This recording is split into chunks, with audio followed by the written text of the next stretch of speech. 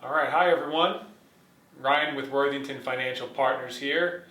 As always, my goal with these videos is to provide financial guidance and education. Today, we will cover Roth conversions, sometimes referred to as backdoor Roths. So a quick summary, Roth conversions were established in 1997 as part of the Taxpayer Relief Act. The provision allows individuals to convert funds from a traditional individual retirement account, or IRA, or other pre-tax retirement account into a Roth IRA. By doing so, individuals can potentially benefit from tax-free withdrawals in retirement as opposed to paying taxes on withdrawals from traditional IRAs.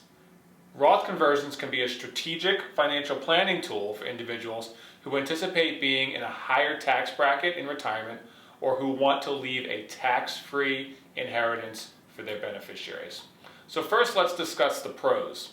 So one of the main benefits is the ability to potentially lower your tax burden in retirement by paying taxes on the converted amount now at your current tax rate rather than at potentially higher rates in the future. Additionally, Roth accounts offer tax-free growth and withdrawals, which can be advantageous for long-term retirement planning. Taxes aren't due until the deadline of the following year, so you may have more than 15 months to pay the taxes on your converted balances. Roth conversions also have no RMDs, or required minimum distributions, which currently start at age 72, or 73 if you reach age 72 after December 31st of 22, providing more flexibility in managing your retirement income. Some cons. When you convert to a Roth IRA, your taxable income for the year rises. A Roth IRA conversion may not make sense for you if you're in your peak earning years. Recall that when you convert money to a Roth IRA, your taxable income for that year increases, which could bump you into a higher tax bracket. Another disadvantage is that you will need to pay taxes on the amount converted in the year of the conversion, which could potentially push you into a higher tax bracket. This upfront tax cost can be a significant consideration for some individuals. Additionally, the funds converted to a Roth account are subject to a 5-year waiting period before they can be withdrawn penalty-free, which may limit access to those funds in the short term. Also note, any distributions in a Roth IRA must take place after age 59 and a half or due to death, disability, qualified education, qualified medical, or first-time home purchase, or you will be subject to an early withdrawal penalty. Depending upon state law, Roth IRA distributions may be subject to state taxes. So let's talk about taxes. There's no way to avoid paying taxes on Roth conversions. However, you can potentially lower your tax burden by timing the conversion right.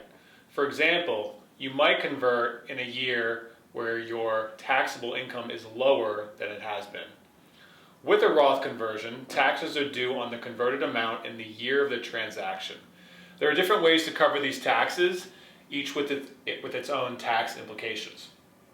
The amount of tax will depend on your tax bracket and income tax rate, between 10% and 37%. When you convert from a traditional IRA to a Roth IRA, the amount that you convert is added to your gross income for that tax year. It increases your income and you pay your ordinary tax rate on the conversion. There are a couple reasons to consider a Roth IRA conversion. If you would like to contribute to a Roth directly but make too much money to qualify, you can legally get around the income limits by doing a Roth IRA conversion. This strategy we've been talking about is also called a backdoor Roth. Now, one thing you might be asking is, does it make sense for you?